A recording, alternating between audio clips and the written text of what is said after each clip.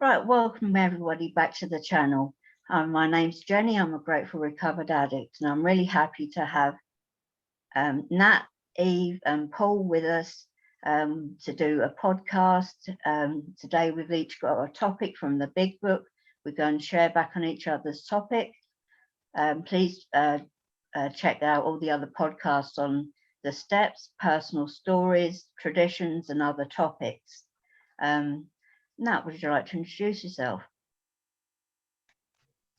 Hi, thanks Jenny for your service. My name is Nat. I'm a grateful recovered addict, alcoholic, and I am from London. Thank you, Nat. Eve, would you like to introduce yourself? Hello, I'm Eve. I'm a very grateful recovering addict and alcoholic from England. Thank you, Eve. Paul, would you like to introduce yourself? Yeah, recovered addict Peter Ed. Glad to be here, glad to be clean. Thanks for your service, Jenny. Glad to have you here. Right, Nat, what have you brought for us today? Thanks, Jenny. I've just got a little story that ever since I got into recovery, it's always stuck to mind. So I'm going to share this. I'm going to share this with everybody. So here we go. A man of 30 was doing a great deal of spree drinking. He was very nervous. What page is that, Nat? Page 32, sorry. Oh. Page 32. I'll start again, sorry. Didn't realise I had to read out the page. Right, so a man of 30 was doing a great deal of spree drinking. He was very nervous in the morning after these bouts and quieted himself with more liquor. He was very ambitious to succeed in business, but saw that he would get nowhere if he drank at all. Once he started, he had no control whatsoever. He made up his mind that until he had been successful in business and had retired, he would not touch another drop. An exceptional man, he remained bone dry for 25 years and retired at the age of 55 after a successful and happy business career. Then he fell victim to a belief which practically every alcoholic has, that his long period of sobriety and self-discipline had qualified him to drink as other men. Out came his carpet slippers and a bottle. In 2 months, he was in a hospital, puzzled and humiliated. He tried to regulate his drinking for a while, making several trips to the hospital meantime. Then gathering all his forces, he attempted to stop altogether and found that he could not. Every means of solving his problem, which money could buy, was at his disposal. Every attempt failed. Though a robust man at retirement, he went to pieces quickly and was dead within 4 years. And I'll stop there. Thank you. Would you like to share back on what you just read? Yes, I would, Jenny. Thanks. I mean, when I first read this, I mean, when I first came into the rooms, and I've done all my recovery on Zoom, this story always was quite poignant for me. And I suppose maybe that was this is all about step one. This is an acceptance of who we are and what we are. And I suppose for me, I fell into this this category. You know, I felt that I'd come back into the room, into recovery, recover my finances, my faculties, because I was broken in every way when I came in, really broken, and even though I didn't know and I didn't care to admit it, there must have been still some sort of lurking notion in the back of my mind, because I've since when I first came in had a period of 14 months, you know, clean, sober, life was going great, but looking back now, because I had a relapse, there must have been some sort of lurking notion, and I've come to understand, as this man did, much to his it didn't really work out very well for him, because he made the final sacrifice, as it were, and was dead to this addiction. But I realized that for me today, no amount of sobriety is ever going to change me from what I am. And that's somebody that once I start, I can't stop. And then when I do stop, I'm thinking about starting again. That obsession is on me. Unless I do what's been, unless I follow this program daily. And I guess key for me in all of this is acceptance. Initially, when I first came in, as I said, there was that, maybe that one day I may, that great, the great obsession of every drinker, as it says in the book, that, one day I might be able to do as other men, which the book also is quite categorical about, that you need to, I needed to smash that delusion. I'm glad to say that today I have, before, when I would think, well, I might want to one day go out and drink. Today, I know I can't. Yeah, I'll leave it there and let someone else come back and share on that. Thank you, Nat. Eve, would you like to come on in and share back? Hello, yes. Well, I love all of this book, but this part especially is really important to me. I am, by the grace of my higher power, lucky enough not to have had a relapse in my journey.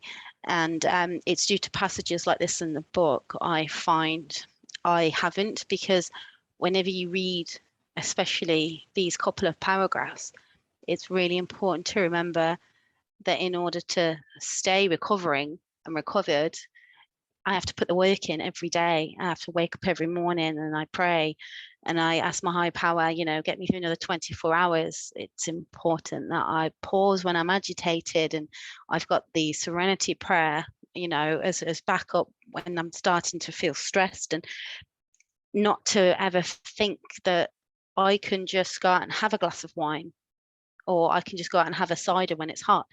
I need to remember that that's not the case for me. And I lost the privilege of being able to drink like other people, because I abused it so badly, because I can't stop at one. As soon as I have the one drink, that's it, I'm gone. I'm on a 3-day bender, but I'm doing lines for days. And it's this passage reminds you that it doesn't matter how long you're in recovery for, you cannot go back out there and even attempt to try and drink like a normal person, because especially for me, drink always leads to drugs every time. So as soon as I go out and have that one glass of wine, that's it for me.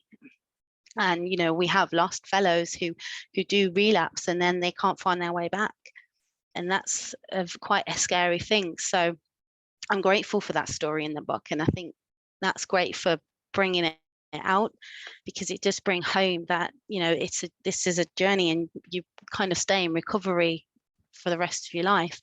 And I need to remember myself that I could never now go back to how I was, because I don't like that person, and I don't like what alcohol and what drugs do to me. And just to remember I can never pick up that drink, because the consequences of those actions would be dire.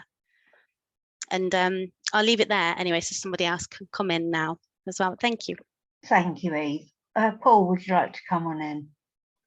Yeah, thanks for bringing that. That was a really good bit of the book. Yeah, I mean, it just gives you some brief information about the man. It doesn't say a great deal whether he was attending meetings or what, but I'm guessing since the book was written in 1939 and this guy had managed to stay sober 25 years, that was before the book was published and the meetings were in existence. So it's a very interesting story. I have known persons that have stopped on willpower. And it's a very, very interesting one, that fascinating, and it's interesting because it contains this sentence, once an alcoholic, always an alcoholic. And, as with many things, I've got to question, is that true? Because, we sometimes say in the rooms, the lie is dead, once an addict, always an addict. We do recover, and we introduce ourselves as recovered from a seemingly hopeless state of mind. It's a very interesting topic. I like how it says there must be no reservation of any kind, and I like what you said about the delusion being smashed, and being clear around our consequences ultimately. I was talking to a chap that was in a terrible state this afternoon, and yeah, he was really low mood, and you know, he was suicidal and all that kind of thing, very low mood and making plans, things like this, and he just couldn't stop. He was baffled. You know, so we talked about honesty, we talked about consequences, and you know, one of our group asked him, "Are you done? Are you finished with drinking and using?" And his answer was, "I'm not sure. Maybe not." In fact, was his specific words, which equates to the same thing. And you know, we have to be done. And then the next thing is, then once we quit, we have to have a program of action, don't we? We have to get into solution. You know, and this last bit here is very evocative for me, where it says, "Nor any lurking notion, Jenny, that someday we'll be immune to alcohol." And I often wonder, you know, I often think to myself, do I have some lurking notion that one day I'll be able to use or drink safely? And it's very healthy to ask ourselves these questions. You know, I've heard persons share with years clean and sober that they sometimes do wonder if they'd be all right, you know, because that's honesty, you know. And you know, I know today, at any rate, that ship has sailed. You know, I cannot use and drink safely because it would never just be one. The mind might tell us it'd just be one, but there's no way the body will allow it to be just one. Once that first one is taken, the physical craving kicks in, and the body says, "We must have more. You know, you'd better organise some more. Get on the phone and find some more." You know, it's a disease of more. And you know, whether it's alcohol, cannabis, heroin, materialism, porn, shopping, sleeping around, overeating, you know, the obsessive thinking, the mental state that precedes a relapse, the prelapse is very much to do with not practicing this program and not being in the reality of consequences, you know, and not being in the process of being restored to sanity. You know, I have to practice every day, you know, every day, you know, being restored to sanity in step 2 is in the first instance around drink and drugs. But what about everything else? What about right thinking, clear thinking? So it's a very evocative passage. Thanks very much, Nat. I'll pass it back to the group. Thank you, Paul. I mean, me personally, I have the line, "Nor any lurking notion that someday we'll be immune to alcohol," underlined in my book. And next to that, I've got written the lie, because that is indeed the lie, that we will have some lurking notion that someday we'll be immune to alcohol or drugs and we'll be able to use like other people. Because that is, like you said, the lure of every addict or alcoholic amongst us, that, you know, we will be able to at some point be able to use or drink like other people. But, you know, invariably we can't, because, you know, once an alcoholic or addict, always an alcoholic or addict. And that's just the way it is and the way it always has been. So I'll just keep it short and sweet and then move on to Eve. Eve, what have you brought to the table for us? So I've picked a couple of paragraphs from right at the bottom of page 162 to 163. And this is from the chapter A Vision for You.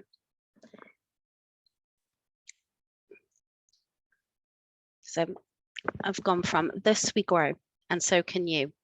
Though you be but one man with this book in your hand, we believe and hope it contains all you will need to begin. We know that you are thinking, you are saying to yourself, I'm jittery and alone and I couldn't do that. But you can. You forget that you have now just tapped into a source of power much greater than yourself.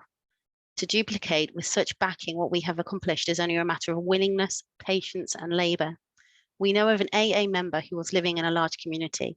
He had lived there but a few weeks when he found that the place probably contained more alcoholics per square mile than any city in the country. This was only a few days ago at this writing, and that was in 1939. The authorities were much concerned. He got in touch with a prominent psychiatrist who had undertaken certain responsibilities for the mental health of the community. The doctor proved to be able and exceedingly anxious to adopt any workable method of handling the situation. So he inquired, what did our friend have on the board? Our friend proceeded to tell him, and with such good effect, the doctor agreed to a test among his patients and certain other alcoholics from a clinic which he attends. Arrangements were also made with the chief psychiatrist of a large public hospital to select still others from the stream of misery which flows through that institution. So our fellow worker will soon have friends galore. Some of them may sink and perhaps never get up, but if our experience is a criterion, more than half of those approached will become fellows of Alcoholics Anonymous. So I picked this passage because it just, to me, this is kind of almost the heart of everything. It's all about our unity and our togetherness and our willingness to go forth. And once we've been through our steps and we're in a good place of recovery, we then extend our hands to anyone who might need it. And we are available then for anyone who needs help and who wants to come with us, thus we grow. And since this book was written, I mean, there are millions of members of, Alcoholics Anonymous and Cocaine Anonymous and all the fellowships, and we've stood the test of time. We work together because only an addict or an alcoholic can really truly help another addict or alcoholic, because we can truly understand what you're going through, and we know how hard it is, and everything that you've been through and everything that you need to go through in order to get better. And this book is the solution. One man with this book in your hand, well, that may be so, but that one man has helped millions of people since this has been written. And I think that's such an absolute awe-inspiring fact that I love this part of the book. A Vision for You is one of one of my favorites as well. And, so our fellow worker will soon have friends galore. Well, I've found my personal experience from joining CA, I've got so many people I can pick up the phone to if I'm struggling or if I'm having a bad day. I can call someone and there's always somebody there to answer the phone and to offer some advice or some help or just be an ear for me. And then by extension, I'm always there. If my phone rings any time of the night or the day, I will answer that phone to the newcomer, to someone who is also struggling. And I'll always be there for them, because the generosity that was freely given to me when I extended my arm and said, please help me, was so overwhelming that I don't think that I could ever give back enough now. And if I could help a fellow addict to get better and to join with us and live a life, we say full of hope, faith and courage, and it truly, truly is, then I will do that. And then, for the rest of my life, I am happy. I might sacrifice an hour's sleep, but in the grand scheme of things, that hour's sleep is nothing compared to me. Maybe that person who's rang me that day was about to use. Maybe that would have been meant they were going to die. Maybe that newcomer is struggling and just needs someone to listen to them. And by being able to give back freely what I've received is just so important. And to make sure that this fellowship, still maintains itself and we are always going to be here to help, I think now is one of the main goals, personally for me, to make sure that we are always going to be here for anybody else who needs us. And I'll leave it there so someone else can come back and share. Thank you, Eve. Paul, would you like to say a few words? Excellent topic. Well, I'd like to say more than a few words. So, I mean, look, that's an excellent topic. Thank you so much, Eve. What a great bit of the book. Yeah, I mean, it has been said that you might be the only big book somebody reads, and I think it was Dr. Bob that famously said, carry the message and if necessary, use words. And now with the proliferation, particularly of Zoom, recovery, sobriety, the knowledge of alcoholism, the knowledge of sobriety is proliferated. It's there. You know what I mean? There's hundreds, there's probably several thousand 12-step meetings happening right now, and you could that's probably true at any moment of the day on any day. Probably more than 1,000 at any one moment, face to face and Zoom.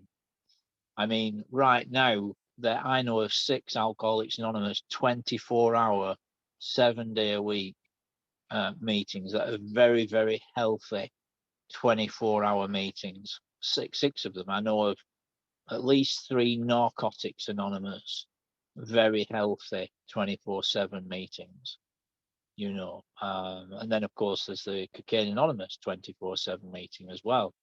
So there's lots and lots of recovery going on around the clock, you know. And I think of the grace of God, the power of the Creator active in Bill Wilson's life, you know, and I think of the grace of God writing this book and putting together this program of action, and that is the power that we tap into, that it says there. We've just tapped into a source of power, you know. And the wisdom of the rooms is very, very strong. It's most remarkable that whenever I log into a meeting or go to a meeting, I almost always hear, Jenny, exactly what I need to hear. It's like the most unspeakably wonderful miracle. You know? And that's my experience time and time again. It really is. You know, and it says there a matter of willingness, patience, and labor. And we read elsewhere that God doesn't make difficult terms with alcoholic addicts. He doesn't, you know. I mean, it's a change of mind, a change of heart, a change of direction, you know. And as it says in the doc's opinion that you wonderfully brought to us last week, Jenny, it says that it's a form of moral psychology, but the difference with this program, it involves God's power. So it's God's power and moral psychology, and it is a transformation. You know, so if you're listening to this message, you've landed on pure gold with Cocaine Anonymous. You know, our suggestions are simple. Our message is hope, and our promise is freedom. But any addict can quit using, lose the desire to use, and find a new way to live. You know, it's a complete transformation that's on offer here. You know, we become honorable, we become reliable. You know, I like what it says in the doctor's opinion. You can rely absolutely on anything these folk say about themselves. And thus we grow. And, you know, we are a flourishing and successful fellowship. You know, in Great Britain today, Cocaine Anonymous is growing faster than anywhere around the planet. Aye, by a long way, far faster than in America. You know, it really is flourishing, particularly in the south of England. So yeah, I mean, it really is a great bit of the book. Thank you so much for bringing that, Eve. I'll pass it back to the group. Thank you, Paul. I'll say just a few words. I mean, yeah, I love this part of the book. I mean, it reminds me of when I first came into CA, and I was just but a fledgling. I didn't know anything, but what I did have was willingness. And boy, was I willing. I was willing to be awake at all hours, taking phone calls. And even though I didn't know anything, I was willing to listen. And I couldn't give advice because I didn't know anything, but I was there to listen to somebody else that needed me. And because I was awake at stupid o'clock in the morning, I was a help to so many people until I got my sleep pattern sorted out. And that's what this is all about, you know, one addict helping another. And, you know, that's the way this works. And what a beautiful program it is. And I shall hand it over to Nat now to share back. Nat, what do you think? Yeah, thanks for that, Jenny. And yeah, Eve, really lovely piece of the book, as others have said. Now, this to me is all about you know, step 12. You know, thus we grow.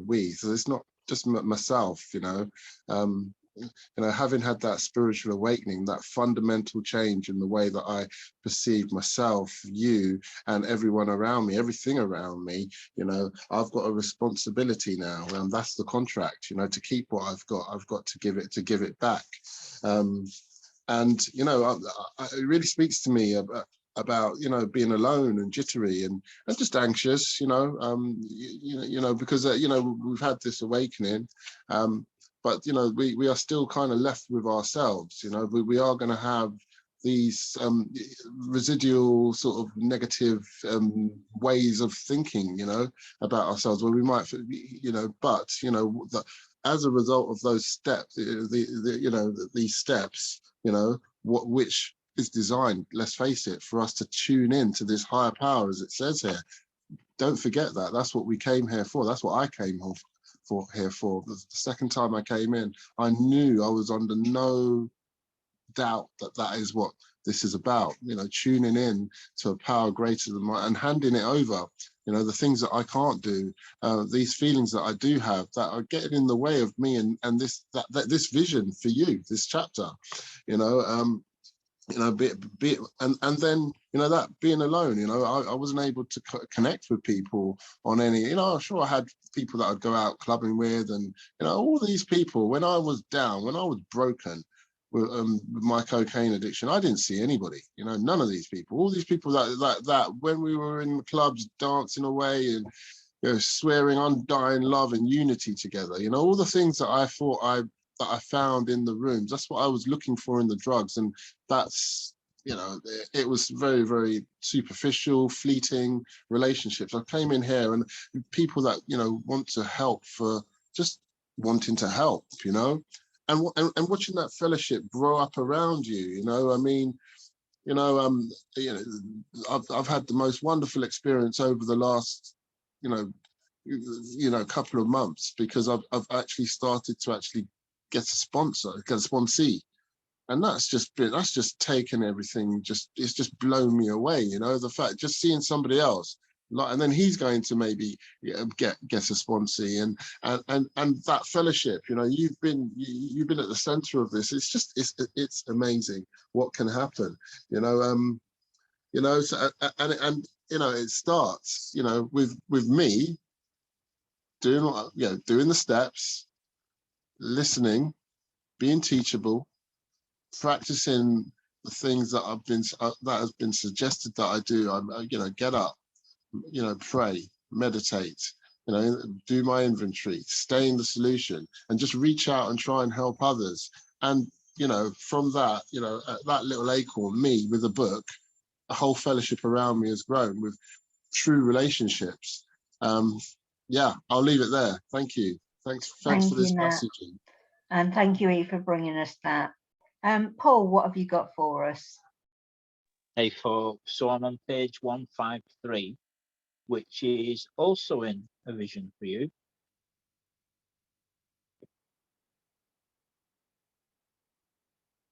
In fact, hold on a minute, I'm on page 152. So there it is. That's it on the screen there. Can you see that, Jenny? Yeah, I can see that just fine, Right, Paul. okay, so yeah, so halfway down where it says, we have shown how we got out from under. You say, yes, I'm willing, but am I to be consigned to a life where I shall be stupid, boring, and glum, like some righteous persons that I see? I know I must get along without liquor, but how can I? Have you a sufficient substitute? Yes, there is a substitute, and it's vastly more than that. It is a fellowship in Alcoholics Anonymous, or Cocaine Anonymous, or Narcotics Anonymous. There you will find release from care, boredom, and worry. Your imagination will be fired. Life will mean something at last. The most satisfactory years of your existence lie ahead. Thus we find the fellowship, and so will you. How is that to come about, you ask? Where can I find these people? You're going to meet these new friends in your own community near you. Alcoholics, addicts are dying helplessly, like people in a sinking ship. If you live in a large place, there are hundreds, high and low, rich and poor. These are the future fellows of Alcoholics Anonymous. Among them, you will make lifelong friends. You'll be bound to them with new and wonderful ties, for you will escape disaster together, and you will commence shoulder to shoulder your common journey. Then you will know what it means to give of yourself, that others may survive and rediscover life. You will learn the full meaning of love your neighbor as yourself. Love thy neighbor as thyself. It may seem incredible that these men and women are to become happy, respected, and useful once more. How can they rise out of such misery, bad repute, and hopelessness? The practical answer is that since these things have happened amongst us, they can happen with you. Should you wish them above all else, and be willing to make use of our experience, we are sure they will come. The age of miracles is still with us. Our own recovery proves that. And it goes on from there to talk about the book, the literature, the worldwide tide of alcoholism, the fellowship of AA, and then the chapter working with others. And I want to talk briefly about identification and a support network. So, you know, our suggestions that I was able to give to a man today are very, very simple ones, or at least the suggestions I give is, if you've used drink and drugs every day, it's a good idea to do a meeting every day, particularly in early recovery.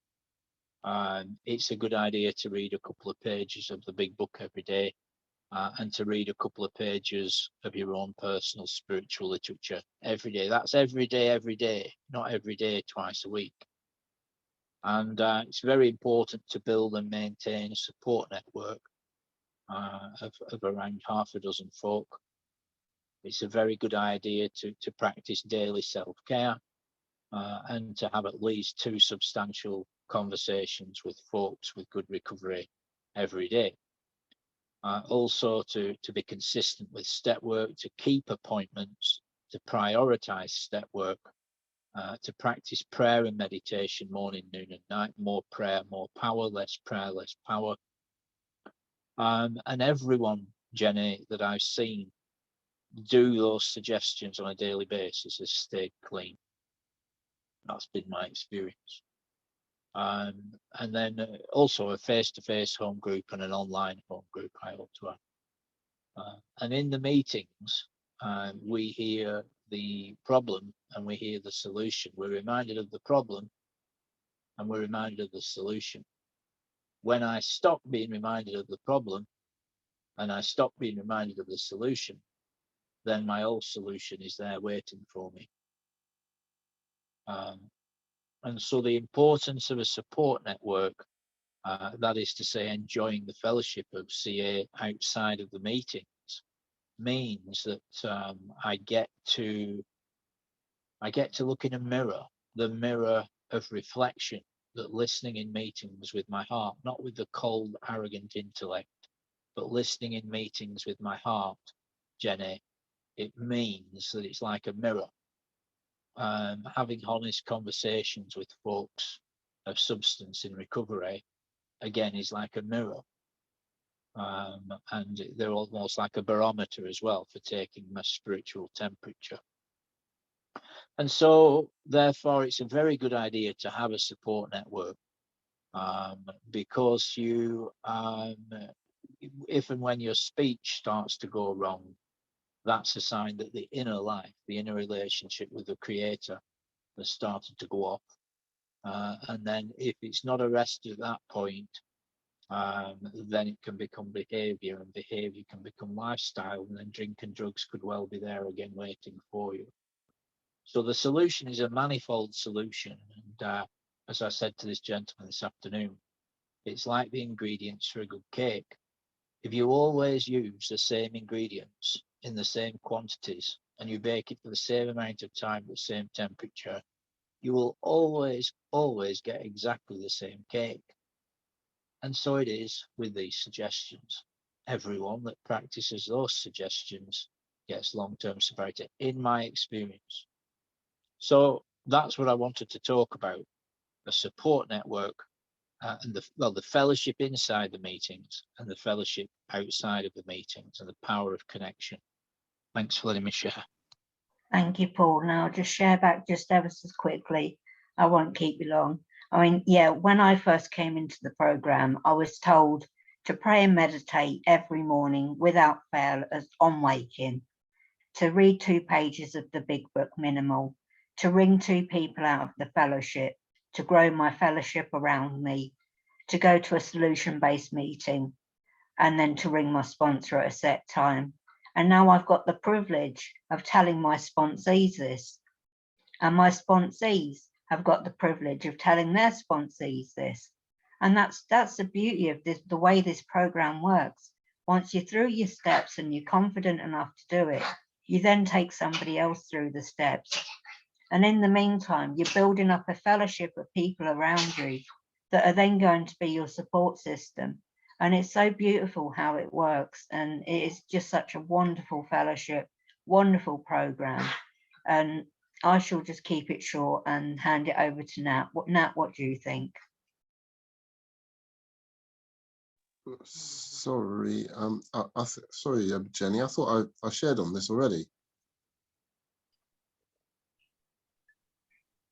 No, so I brought a new topic, and then Jenny's just shared back first. I think she's now passing it to you. Yeah.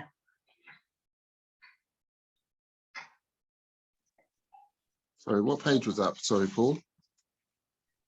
So it's on the screen. It's page 152. Oh, 152. My bad.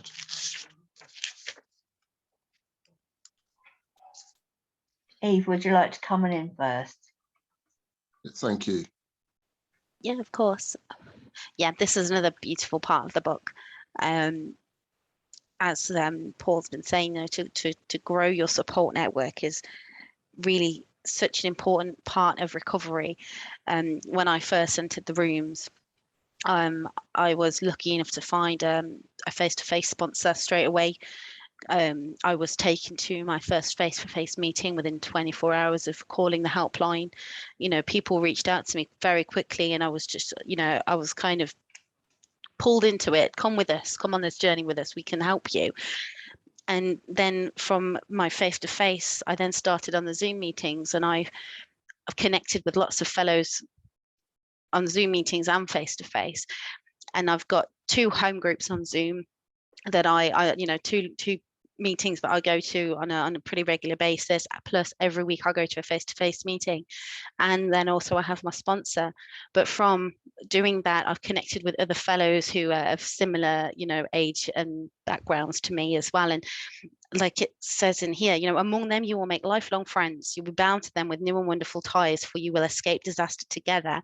And for me, when I first came into the rooms, I befriended a few of the ladies who were also new in the rooms, and we have similar clean times. And I think with that, you know, I've had the privilege of these, you know, the 3 ladies that none of us have relapsed. I think because we've made such good ties now, we drive each other on to always be better. But we also call each other out of any, you know, defects of behavior, because I find that I'm utterly self-absorbed most of the time. And by the grace of prayer and meditation and my higher power and working these steps every day, I can now stop being in myself. You know, you will find release from care, boredom, and worry. Your imagination will be fired, and your life will mean something at last.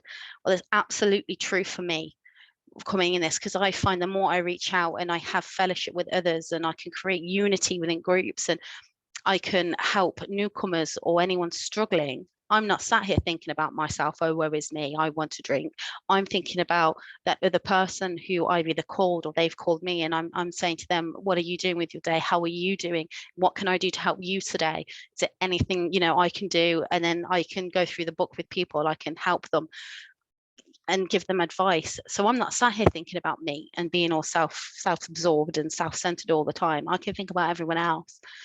And that's another wonderful thing about this fellowship, is it stops you from having these circular thoughts in your head of constant, because I know some people have perceptions, you come into recovery and all you kind of, you know, you have all these thoughts all the time only about using or drinking.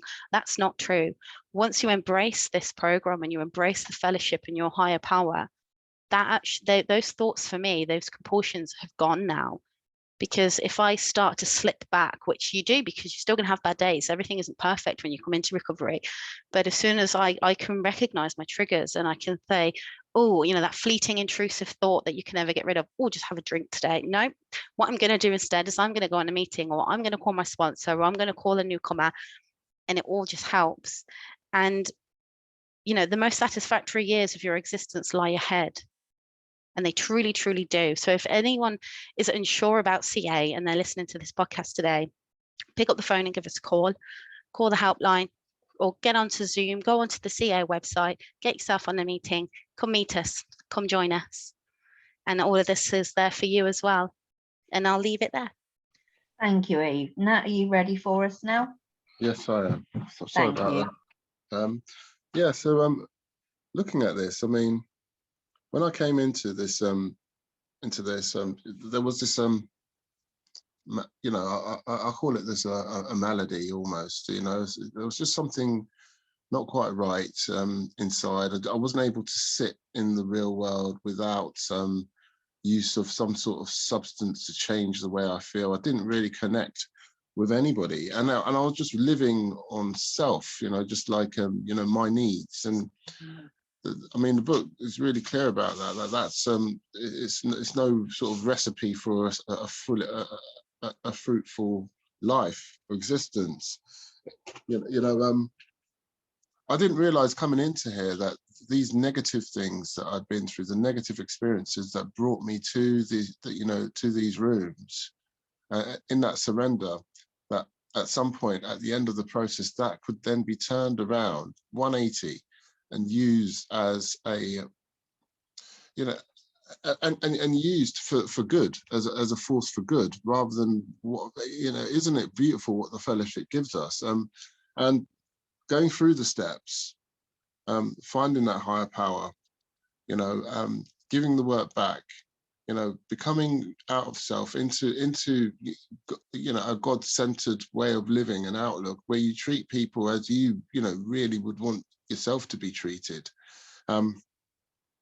It's just opened up, as I said, relationships, deep relationships, meaningful relationships to me, that and a life that I just didn't think I would be possible for me. I always had a, you know, a hope that that I could live a life away from drugs, and that would be fulfilling.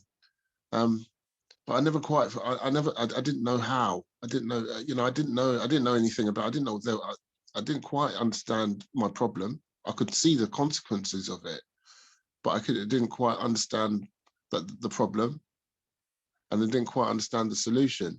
And the solution today is, you know, being kind to people, you know, trying to take people through this work, being of service to people, trying not to just be so wrapped up in my small, because at the end of the day, my small problems are nothing, actually trying to do good in the world. And yeah, I mean, these things that we talk about, you know, care, you know, release from care, boredom, worry, you know, I mean, this has been my life. You know, I've been very anxious. You know, I was never really present.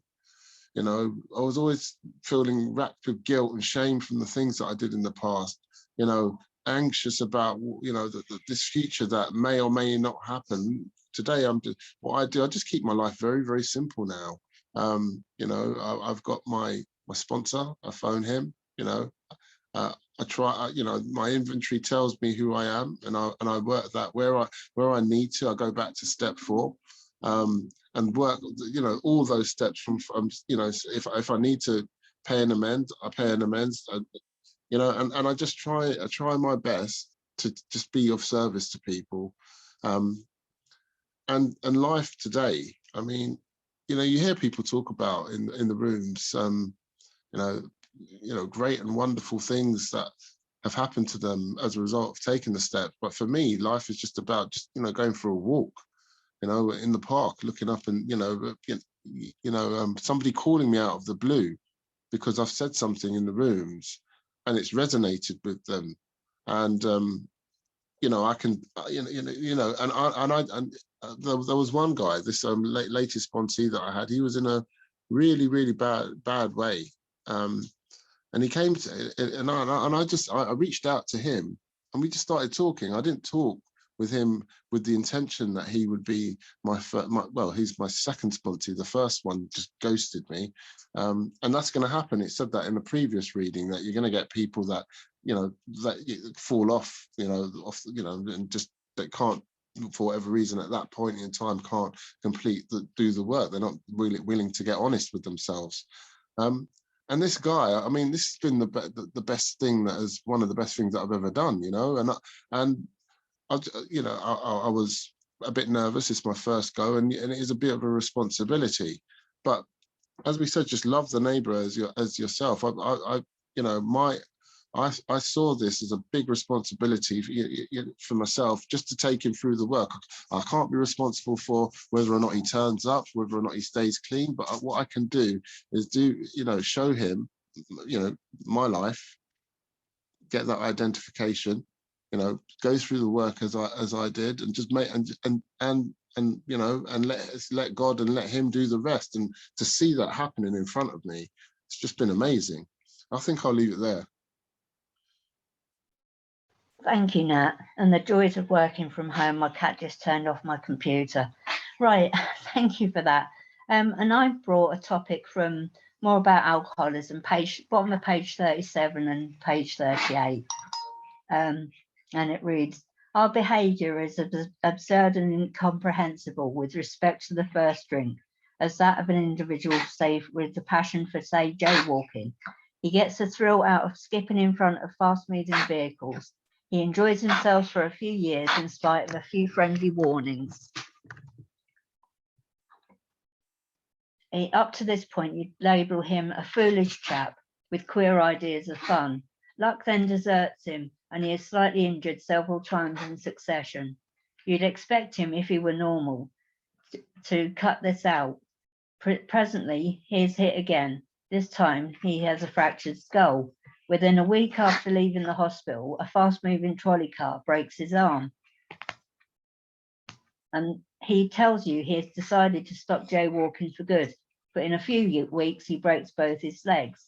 On through the years, his conduct continues, accompanied by continued promises to be careful or to keep off the streets altogether. Finally, he can no longer work. His wife gets a divorce. He is held up to ridicule.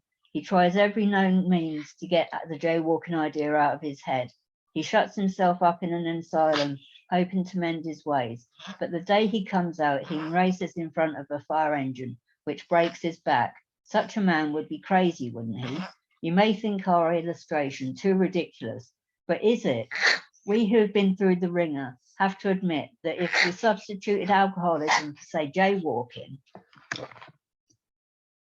our illustration would fit us exactly.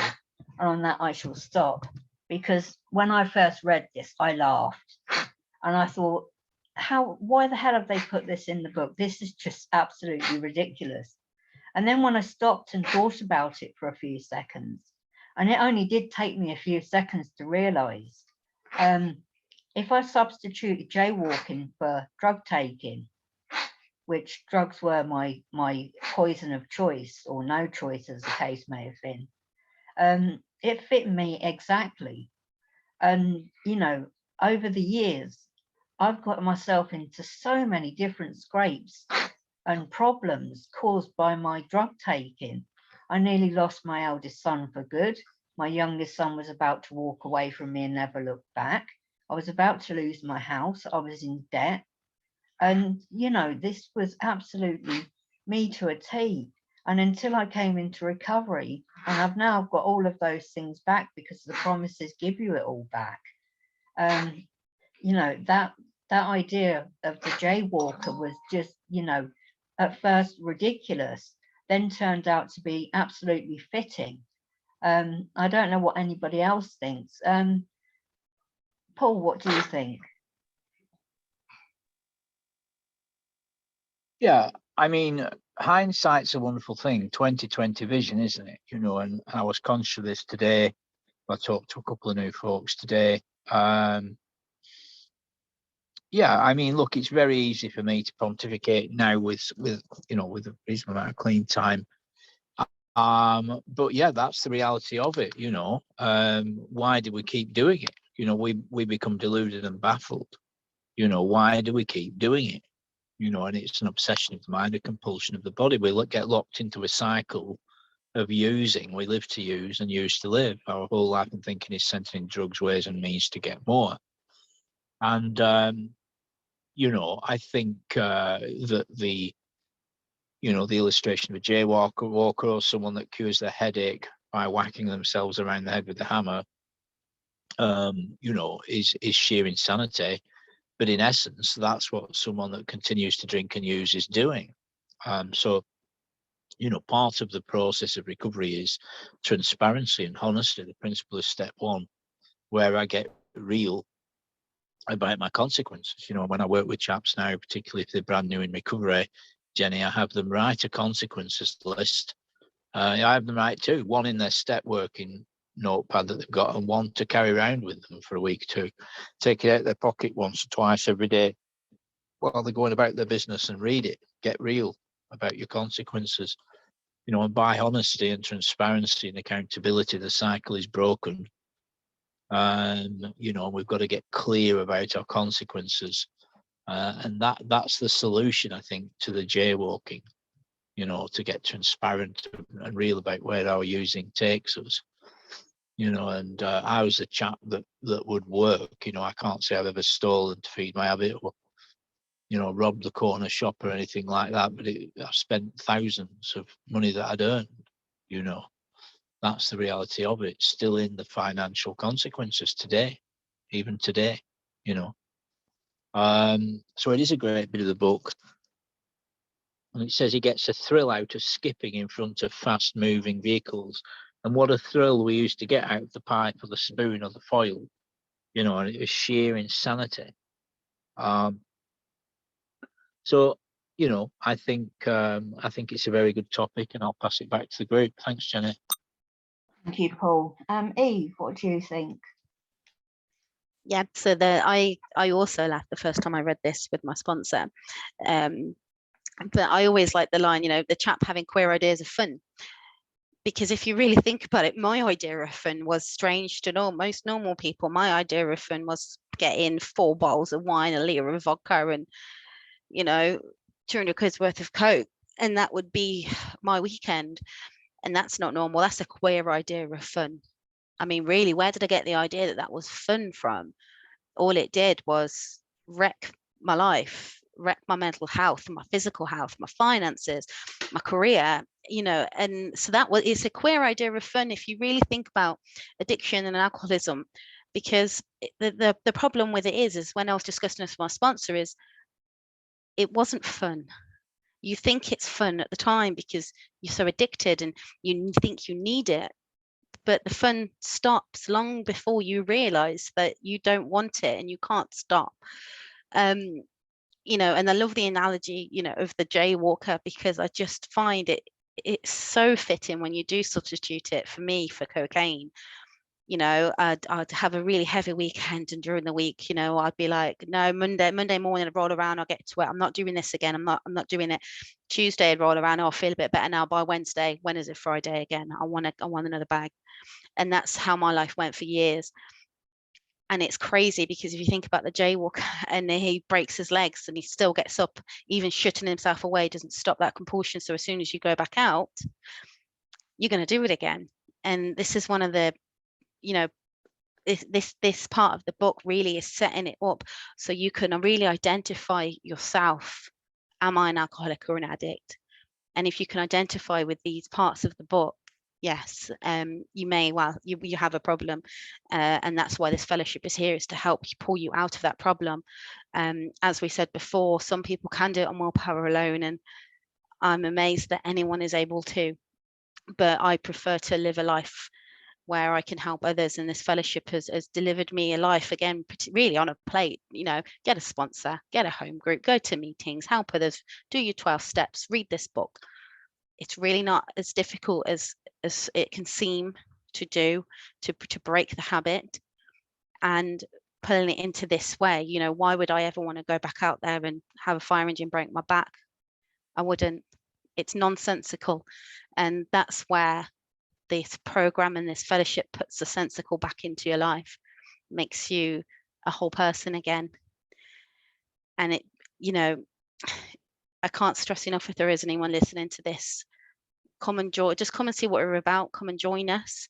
We can give you your life back if you're willing to put in the work. And you know, next time you think about having a drink or going and taking some drugs, just think about this story. You know, jaywalking. It might seem funny, but it's really poignant, in my opinion. And I'll leave it there. Thank you, Eve. Matt, what would you like to say about this? Thanks, Jenny. Yeah, Eve, without sort of I don't know if we're allowed to cross share, but what you said made me think of something in the book, you know, where it says common sense became uncommon sense, and never really understood that. And it's I guess my common sense thinking was, you know, to get paid, call up the dealer, you know, and sit up for the whole weekend and spunk all my money.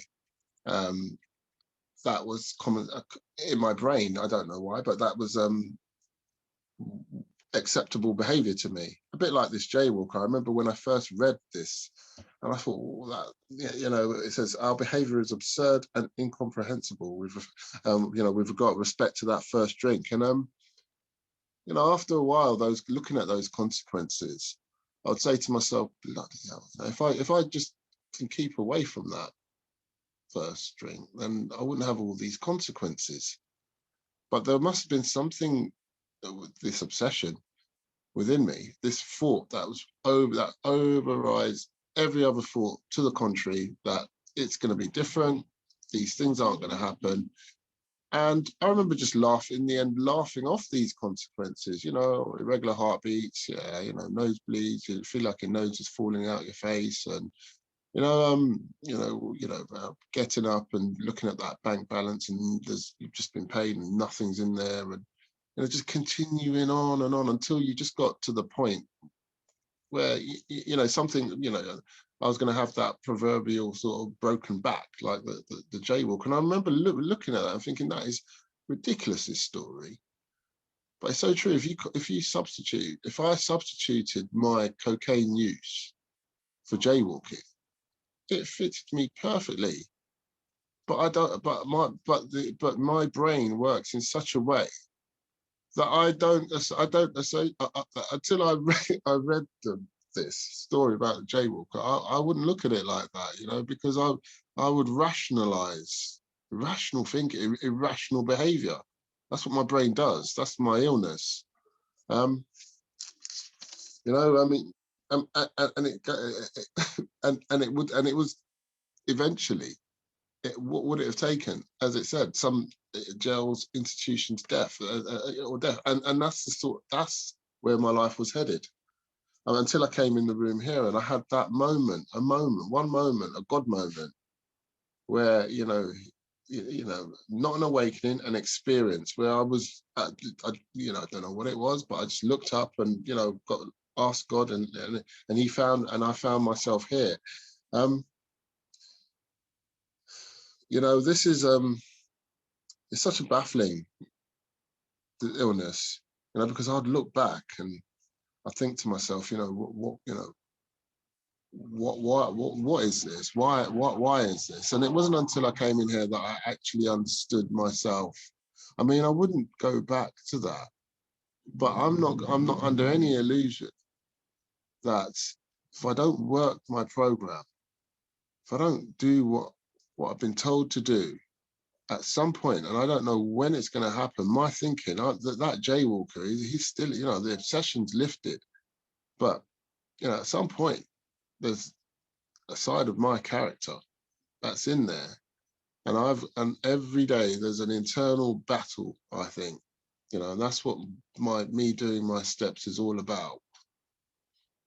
So that when that day comes and, you know, I've got a set of tools in place that I can actually see my using and where that, you know, will take me, you know, and that's where I'll leave it. Thank you. Thank you, Nat. And thank you, everybody, for joining me. Thank you, Paul. Thank you, Eve. And thank you again, Nat. Right, before you go, I'd like to draw your attention to this meeting list.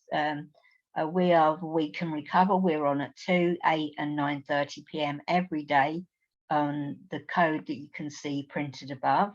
But there's lots of other meetings on every day. We've got the Breakfast Club at 7:30, the Great Gratitude meeting at 9:30, and later on in the evening, we've got the Daily Reprieve at 9:30, the one-to-one reaching out at 11 p.m. There's so many more meetings available on the website, which is caonline.org or ca-online.org or cocaineanonymous.org UK or ca.org. So thank you very much for joining us. There's going to be more podcasts to come, and if you'd like to put a comment in the chat, please feel free to do so, and we'd like to hear you join us again for another podcast very soon. Thank you very much.